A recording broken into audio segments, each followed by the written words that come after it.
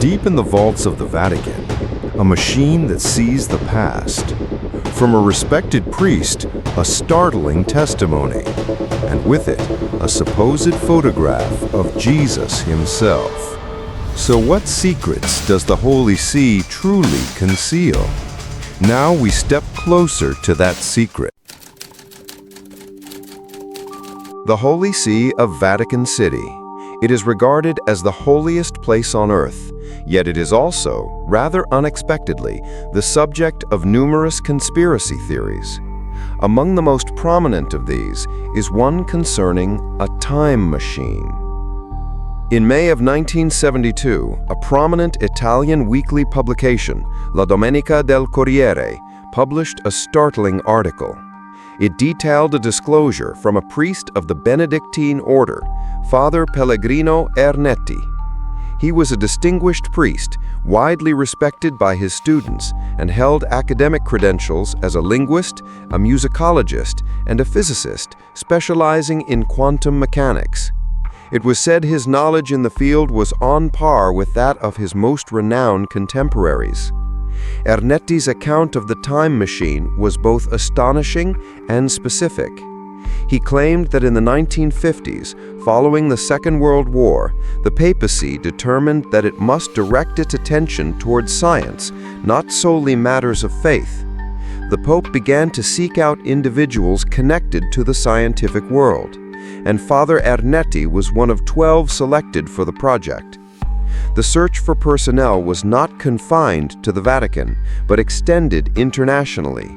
The assembled group included such luminaries as Enrico Fermi, the Nobel laureate often called the greatest physicist of his time, and Wernher von Braun, a leading authority in rocketry who was instrumental in landing a man on the moon. This team of 12 eminent scientists then received its project directive from the Pope.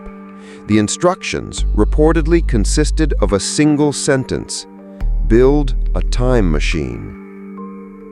The team postulated that the conventional concept of time travel, the physical transport of a person to the past, was inherently flawed and likely impossible. They concluded a different approach was necessary. Ernetti proposed an alternative: to build a machine that would not transport a person to the past, but rather allow one to view the past from the present. He hypothesized that human vocal and visual information does not vanish after the moment passes, but must remain somewhere as a form of energy. If this energy source could be tapped, he reasoned, the sights and sounds of that era could be broadcast through a device. Based on Ernetti's hypothesis, the development of the time machine began in earnest. After several years and numerous trials, the team of preeminent intellectuals succeeded. The device was, as Ernetti had theorized, a machine that could capture the past. They named their invention the Chronovisor. Its operating principle was described as follows: energy generated by physical waves leaves a trace in some dimension. This trace can then be reconstructed as light and sound, allowing the source of the event to be received and transmitted to a CRT screen in the form of video and audio. The Chronovisor was said to resemble a large television. By manipulating levers and buttons to select a desired time and era, one could receive the extracted energy and witness the past, much like watching a television broadcast. Ernetti testified that he had used this method to personally observe and document speeches and performances of famous figures long since deceased. He claimed to have captured moments such as the speeches of Napoleon and Mussolini, and even to have witnessed the Passion of Jesus Christ on the Hill of Golgotha in its entirety. However, shortly after the Chronovisor was completed, the Vatican directed that the project be terminated and the device dismantled. The reason cited was the high potential for its future misuse. Ernetti stated that all 12 members concurred, acknowledging that if the incredible device were to be used for nefarious purposes, it could precipitate a global crisis. They then disassembled the chronovisor and secured it in a secret vault within the Vatican. He later produced a basic schematic of the chronovisor and what he purported to be an actual photograph of Jesus taken with the machine. It was at this point that problems arose. The photograph, presented as an authentic image of Jesus, was exposed as a fraud. It was revealed to be an image of a wooden sculpture by the Spanish artist Lorenzo Culaut Valera, while another photograph, supposedly with the apostles, was found to be a manipulated image of an oil painting by the German artist Johannes Raphael Vela. Furthermore, Ernetti claimed to have viewed a performance of the lost play Thyestes by Quintus Ennius, the so-called father of Roman literature, and to have transcribed it by hand. Most of Ennius's works were believed to be lost. However, Professor Catherine Eldred, an expert in classical Roman literature at Princeton University, examined the transcription and dismissed it as a fabrication, calling it little more than a worthless piece of paper and asserting that the manuscript was a forgery. The transcription was also found to contain anachronistic vocabulary, words that did not exist in that historical period. Public attention turned back to Ernetti, and in a short time, the respected priest's reputation was tarnished, with many labeling him a charlatan. He maintained his innocence, stating, "I have never publicly released any photograph. All pictures taken with the chronovisor are stored in a Vatican vault." He continued, "Furthermore, while I did transcribe the play by Quintus, I never made that public either. The images of Jesus and the play manuscript now in circulation are fabrications of the press, created to generate a sensational story." Ernetti's account of the media's involvement was, in fact, true. The photograph of Jesus had indeed been manipulated by the weekly magazine, and there was no record of Ernetti ever having released the play manuscript. The only item he had officially provided to the press was the basic schematic of the chronovisor. Despite this clarification, the controversy persisted. This was compounded by the revelation that Enrico Fermi and Wernher von Braun had been residing in the United States, not the Vatican, during the entire period the chronovisor was supposedly being built. At a certain point, however, Ernetti ceased giving interviews and responding to public inquiries.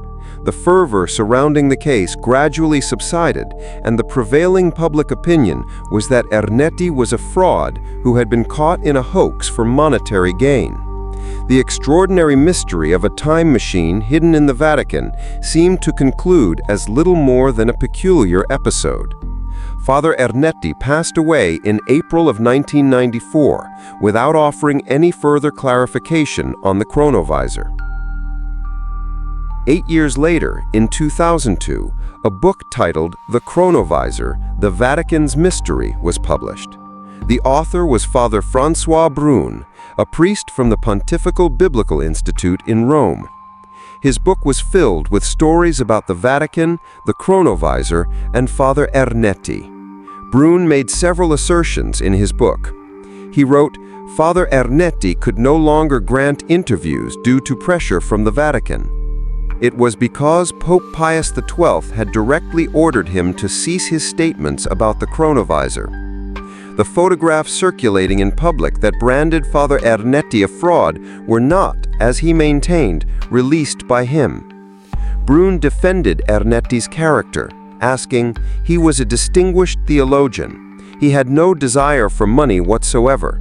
Why would he willingly tarnish his own life's work?" He then relayed what he claimed was Ernetti's deathbed confession. "Ernetti told me before he died," Brun wrote, "the chronovisor is definitely real, and it worked." As supporting evidence, Brun pointed to a 1988 church decree which states that any person who uses a time travel device is subject to immediate excommunication. In March of 2017, a conspiracy theory emerged that the CIA was in possession of a machine that could manipulate time, with the Vatican identified as the power behind it. According to this theory, the Vatican had determined it could not build the Chronovisor with its own technology alone and had requested assistance from the United States. The Department of Defense allegedly supported this actively, with the CIA becoming deeply involved in the Chronovisor project.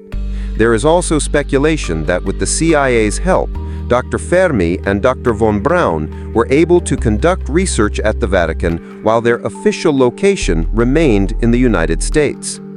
The theory continues that as the machine neared completion, the Vatican grew concerned that the CIA would use the Chronovisor for political purposes, which ultimately led to the decision to dismantle it. To this day, neither the Vatican nor the CIA has issued any official statement regarding these allegations. The Chronovisor, the time machine said to be stored in a secret Vatican vault. To date, no one has succeeded in proving its capabilities. And yet, scholars say, whether the Chronovisor is truth or fabrication, Ernetti's theory for a time machine is remarkably compelling. What then truly lies dormant, deep within the Vatican's vaults? This has been the Repository of Wonders.